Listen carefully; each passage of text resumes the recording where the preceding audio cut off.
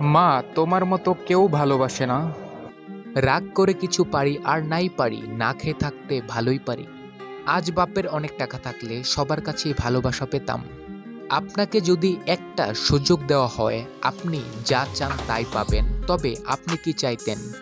বিদ্রোহ শুধুমাত্র একটা জিনিসে চাইতে পারবেন। সুন্দরী মেয়ে বিয়ে করতে সম্পর্ক লাগে, আর দিনদার মেয়ে বিয়ে করতে ভাগ্য লাগে। হেরে গিয়ে থেমে যাব না, আল্লাহর প্রতি বিশ্বাস নিয়ে এগিয়ে যাব।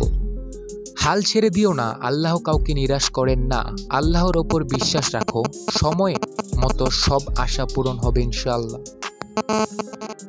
অতিরিক্ত ঘনিষ্ঠতা অনেক সময় কাছের সম্পর্কগুলোকেও তাড়াতাড়ি নষ্ট করে। কম আলাপ থাকলেই বোধ হয় সম্পর্কগুলো আদতে সুন্দর থাকে। বিচ্ছেদের যন্ত্রণার চেয়ে বিশ্বাস ভাঙার যন্ত্রণার মানুষকে বেশি পোড়ায়। জীবনে এমন কাউকে ভালোবাসো যে তোমাকে ভালোবাসতে না পারলেও সম্মান করবে। বন্ধুত্ব থেকে ভালোবাসায় পরিণত হওয়া সম্পর্কগুলো অসাধারণ হয়। কতজন কত কি করে, ভালোবাসার প্রমাণে আসল ভালোবাসা প্রমাণিত হয় যত্নে আর সন্ধানে।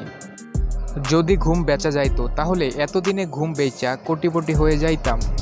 ধনী কি গরিব ইটস নট ফ্যাক্ট, ছেলেটি সৎ মানে মেয়েটি সুখী। তুমি তো থাকতে পারো, আমি ছাড়া জানি না। আমি কেন থাকতে পারি না তুমি ছাড়া?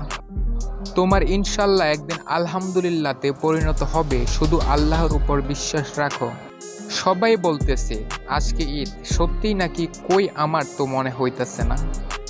হিজাবি নারী মানেই ঝিনুকের ভিতর লুকানো সুরক্ষিত একটি মুক্তা।